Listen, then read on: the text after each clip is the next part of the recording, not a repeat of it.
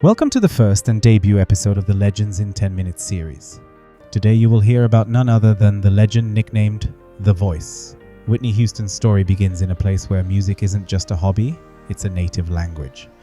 In the churches of Newark, Sunday morning is not just an item on the schedule, it's a shared breath where voices weave together and every chorus lifts people a little higher.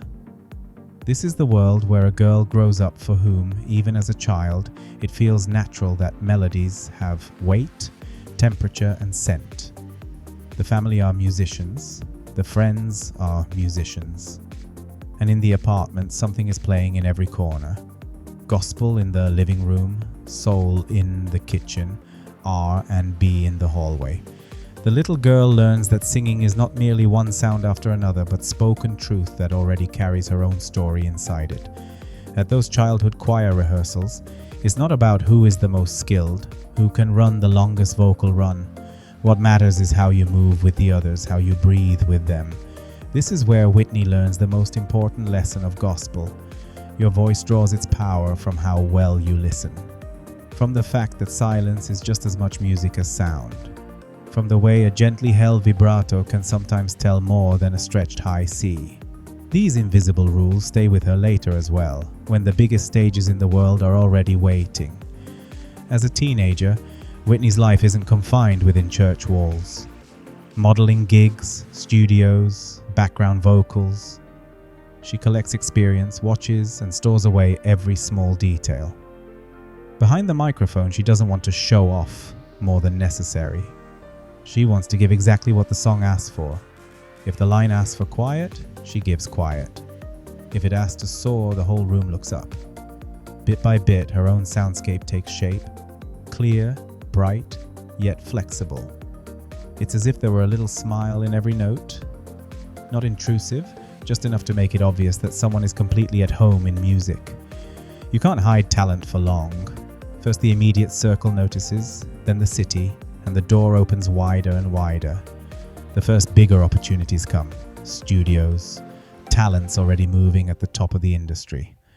The moment when someone truly hears her is not spectacular. There's no confetti, no fireworks. There is silence and a long exhale when everyone feels that this voice belongs somewhere else. Somewhere songs can be both radio-friendly and timeless. The first album is like opening a window on a fresh spring morning. It doesn't need loud advertising. The songs themselves win listeners over. The choruses roll effortlessly, the verses prepare them with a gentle touch, and the voice never lets go of the story. It isn't a virtuoso circus, it's immaculate sense of proportion. Intimate moments are sung with restraint. The big choruses blaze with color and courage. Radio stations take notice. The audience starts humming the lines and the music suddenly feels equally at home in daylight and lamplight. It works in the car and in the living room, at parties, and when you're on your own. One of the most exciting parts of success is not reaching the top, but staying there. This is where Whitney's strength truly shows. There are no unnecessary detours. She feels what suits her and she isn't afraid to stand by it. Her range of expression is wide. She can be soft and shining hard, playful and ceremonial at the same time. That is why people can tie her songs to so many different situations in their own lives. The songs leave room for interpretation and still lead with a firm hand. If we want to talk about her voice, it's worth slowing down for a moment. What actually happens when Whitney enters a line? First, the air moves. The inhale is deep but unshowy. The onset of the note is soft, like someone opening a door with care. As the melodic arc unfolds, she never forgets about the lyrics. Every word remains understandable and each gets its own tiny emotional emphasis. The embellishments are never there for their own sake, they serve the meaning of the text. And the high notes are not shouts but wide open windows. The listener feels the air, the space, and the invitation to stop for a second, look around, and step further into the song. At the beginning of the 90s, a new world opens up. Film.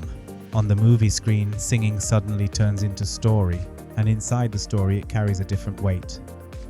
When Whitney's voice lifts a sweeping ballad into the emotional peak of a film, the voice is not decoration, but a character. The song doesn't stay with us simply because it's beautiful singing. It's because in that moment it says something extraordinary about love, attachment, and loss. Music and image form an alliance, and the film steps off the screen. It becomes everyone's own story who has ever waited, hoped, or said goodbye. With this momentum, Whitney is no longer just a pop star. She becomes a cultural phenomenon, a reference point to which other voices tune themselves. Radio hits are judged by a new standard, and at live shows there is a distinctive, memorable moment when she appears and asks for silence with the very first note. The audience grants that silence out of respect. They know something important is about to happen. And indeed, the next minute usually proves that the long-held note is not merely a matter of technique but of emotional courage. Fame, however, is not a fairy tale. The peak brings joy and pressure at the same time, celebration and scrutiny. The tougher chapters arrive in Whitney's life as well. Talking about them isn't gossip, it's a human perspective. The constant need to prove yourself, the rhythm of tours, the erosion of private boundaries, all of these can grind down anyone's energy over time. Yet acknowledging vulnerability becomes a form of strength. Standing up again, going back on stage, trying again with a different focus. Art is comfort here too. The struggles find their way into the songs, and the audience can hear it. When Whitney returns to the stage, it isn't just a famous name coming back. A seasoned, darker-hued voice steps forward carrying the weight and wisdom of the previous years. Audiences value this just as much as the crystal-clear highs of the past, because music always takes place in the present tense. We are not replaying old glory, we are recreating the moment in which voice, band and listener tune to the same frequency. Whitney's impact on the next generations is immeasurable. Singers at the top of today's charts often speak of her as the one who showed how to be both larger than life and close at the same time. Professional vocalists refer to her in technical terms as well. The precision of her entries, her breath control, the blend of head and chest voice, the tastefulness of her runs. But perhaps most important is her natural relationship with the song, where the voice doesn't try to win, it lets the song unfold. That attitude remains a model even now. If we were to map Whitney's career, we wouldn't just mark awards and number one hits as milestones. Just as prominent would be the small, human moments. A glance caught during rehearsal toward the choir when a new, shared breathing emerges. A studio instant when someone behind the glass says, "That's it, we've got it." A quiet minute after a concert when the audience still doesn't leave because they want to hold on a little longer to what just happened. All of these moments are part of what Whitney means. And then there are the songs that slip into our lives like a scent or a habit. Some people hear them first at a wedding, some on a long drive, others on a difficult night when they find refuge in them. Good songs are like that. They frame our experiences. Whitney's catalog is full of these frames. Not because the music is easy listening, but because it is precise. It lands exactly where it needs to, at the right time, with the right temperature and balance. That's what makes it lasting. People often ask how, after so many years, we can still find something new in those recordings. Perhaps the answer is that each listen brings a slightly different focus. One day the lyrics stand out more, another time it's the movement of the background vocals, or a tiny detail in the arrangement. Or maybe it's that moment when a melody starts a fraction of a beat later, so that the joy of arrival becomes even greater. Whitney's recordings are full of such subtleties, and they are what make them timeless. Let's also talk about what this story has to say today. The message isn't complicated. Our voice becomes truly powerful when it is authentic. We don't always have to hit the highest notes. Sometimes a soft entrance means more. Sometimes the bravest thing is to leave a second of silence. A song isn't great because of the number of runs in it, but because it reaches another person. In this, Whitney was unbeatable. She turned every note into a bridge, and we still cross that bridge whenever we need strength or want to celebrate. Of course, the peaks of a career can be counted too. Records, charts, sold-out arenas, but in a way, these are just numbers. The real imprint lies in what she left in music and in people. Teachers still use Whitney's recordings to demonstrate pure intonation, how to decorate a line without damaging the text, how to build a chorus so the ear never gets tired. Young singers keep returning to her because there they find a model of courage. Dare to be simple and dare to be grand when the moment calls for it.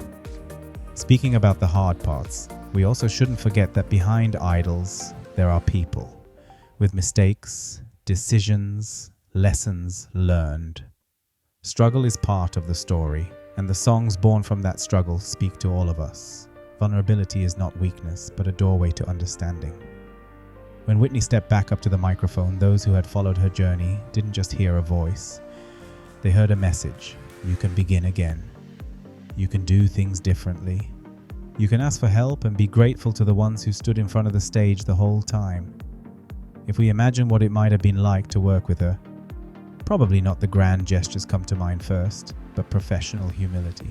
Patience in the studio while she polishes an entrance until word and tone meet perfectly. Attentiveness to the band, the choir, the sound engineer. The kind of presence where everyone knows we are all here for the same reason. Those 3 minutes that become a song will go out into the world and change someone's day. That thought is present in every good recording, and Whitney understood it deeply. The audience's love works in the other direction as well. It's not only the performer who gives. The fans' stories, letters, tears, and smiles all find their way back to the stage. A simple thank you backstage can fuel an entire concert. Artist and audience are joint authors of a story. Maybe that's why certain songs still give us the same goosebumps they did years ago. The song no longer belongs to one person. It belongs to many. Whitney Houston's legacy is still alive today because it isn't tied to a particular style, but to an attitude. And that attitude is simple. Work hard on your foundations, respect the song, and dare to be emotional. Great things are not born out of cold virtuosity, but out of the courage to believe what you're saying. When that is there, technique isn't an iceberg you slip on, but a bridge you cross. Tonight you may not be going to a concert or into a studio. Maybe you're just coming home and sitting down in the kitchen with a glass of water. Try this. Put on a Whitney song. Not necessarily the most famous one. Pick something you haven't heard in a while. Notice how the verse is built, how the chorus spreads out, how the voice holds the ends of the phrases. I've saved one last thought for the end, and it may be the most important. When we tell a story like this, it's easy to see the subject as exceptional and forget how much of it we can actually learn from. Whitney's example isn't some unreachable height. It's a compass. It shows what it looks like when someone uses their talent with care and love. When success doesn't build a wall but opens a window toward others. When the voice isn't a weapon but an invitation into a shared space where there is room for everyone. If we can create that kind of space in our own days, even just for the length of a conversation, we're already closer to what Whitney represented. Let's be precise in our words, generous in our feelings, and brave in our silences. Because sometimes a well-chosen pause is just as much music as the most beautiful chorus. Alongside Whitney Houston's name stand records, awards, and sellouts. But what truly remains is our shared memory of how certain songs have fused with our lives. The smiles that return at a familiar line. The instant when you turn up the car radio because you sense something important is coming. The quiet moment when a single lyric saves a day. These are the reasons we still talk about Whitney. These are the reasons we open the same songs again and again and keep finding something new in them. The story doesn't end. The songs go on living. In new speakers, new headphones, new cities. We all add our own tempo and our own memories. That shared undertaking is the most beautiful face of pop culture. Many different people finding the same rhythm. And in that rhythm, Whitney's voice is still there, clear as ever, reminding us that an honest voice never goes out of style. If someone ever asked you why we love her so much, maybe this answer is enough. Because she sang the truth. Because in her songs there was story, pain, joy, celebration, and silence. And because she taught us to pay attention to each other, to the melody, to the air, to the way mind and heart can share the same song. That is what we can take with us even now as the next track begins. Thank you for listening to this story all the way through. It might not change everything, but perhaps it adds a little light to your day. And if the next time you hear a familiar melody, you remember that somewhere, someone is finding strength in that same voice right now, then you've touched the miracle of music. And in that miracle, Whitney Houston's name will always remain. That's the end of the first episode. It was longer than 10 minutes, but I hope you enjoyed it. If you did, please like, comment, and subscribe. See you next time.